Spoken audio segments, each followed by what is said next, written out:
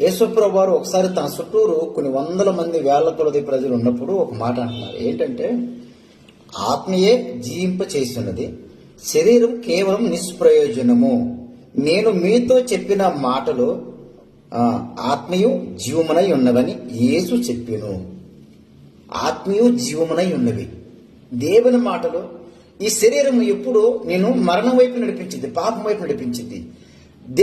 నీ అంతరంగంలో దేవుని ఆత్మ ఉన్నది. దేవుని ఆత్మ ఎప్పుడు నీకు మంచి బోధిస్తుంది. అయితే ఆత్మ ఏం చేస్తుంది? నువ్వెలా ఉన్నావో తెలియాలంటే ఇప్పుడు ఈ ముఖం ఎలా ఉందో తెలియాలంటే అర్థం చూసుకోవాలి.